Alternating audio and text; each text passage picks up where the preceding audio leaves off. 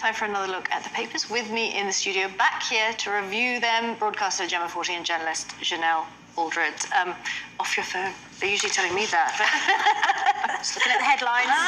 Looking at the headlines. Updating your Insta. Breaking news. Yeah.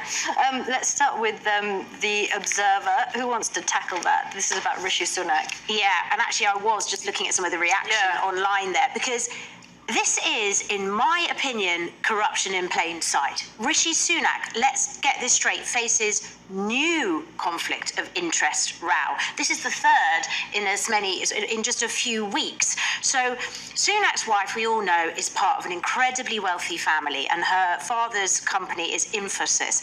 And they did a massive over $1 billion deal with BP just before Rishi Sunak gave out 100 licenses to oil and gas.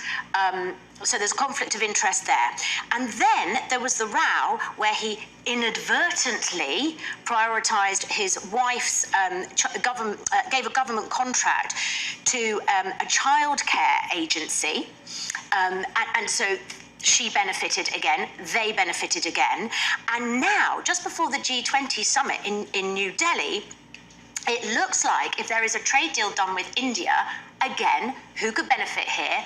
Not necessarily the British people, not the people who Rishi Sunak should be working on behalf of as our Prime Minister, but Infosys, because they are part of, hang on a minute, the UK's work visa system.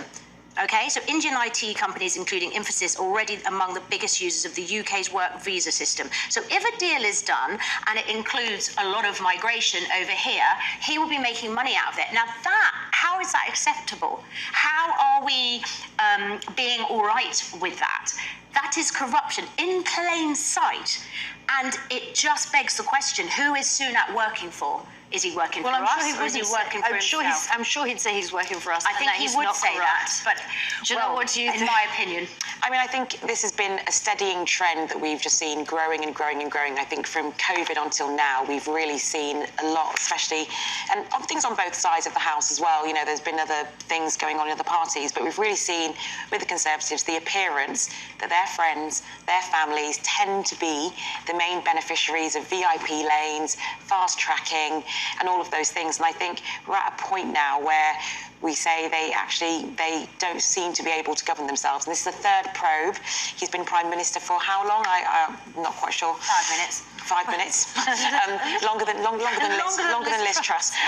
But I think even the appearance of evil, or even the appearance of corruption, is something that they should be avoiding. So I think if I were him and this was my family's business, I would be going above and beyond to be saying to them, look, maybe sit this one out, or you know. And I guess one thing to say, okay, well, if their family has this business, how they make their money, that's how they make their money.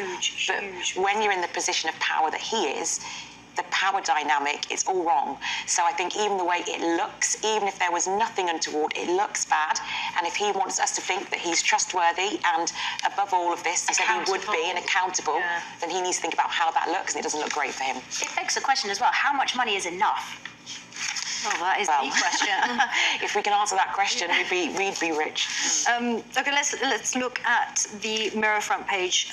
This is about Lucy Letby. We're not mentioning any names at all.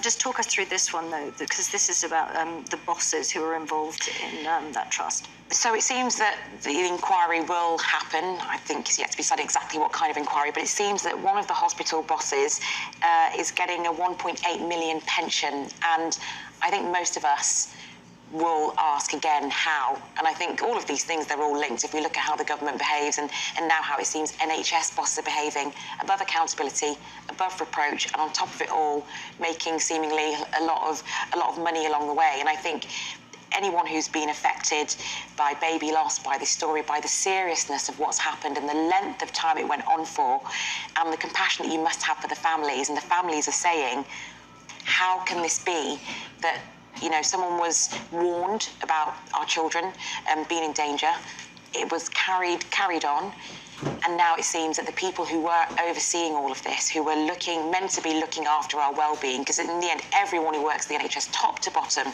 that is their job, health and well-being of the nation. How is it that when this happens, actually they walk away not just without the job, but they do walk away with a massive pension, 1.8 million. That's the stuff of dreams for most people in this country who do everything right, do everything by the books. I'm not saying they've done anything wrong. The inquiry will decide that. However, it seems unfair. What do you think about the inquiry? We've got about a minute to go. The fact that it will happen quicker, but it won't have the teeth to call those witnesses and demand that they come and... I feel like if there's going to be an inquiry, it should be done properly, and that haste isn't the main priority. Even if it takes years. I mean, the other thing to say about the inquiry is to an extent, we know what happened, and these inquiries are extortionately expensive. I don't really understand why they can't happen more quickly and be thorough. But I think if it is going to be done, you should be having proper testament, and I think you should be getting into the detail and not just rushing it through for appearances. And maybe using the criminal case that's gone as a foundation for the inquiry, rather than it's always seems like starting all the way from the beginning. They've done a whole criminal case which takes a lot of evidence to convict anyone of anything. We're going to leave it there. We'll see you in the next hour. Thank you so much, both of you, and we will see you in the next hour. You're watching Sky News Breakfast. We'll be back in a moment. Two stories.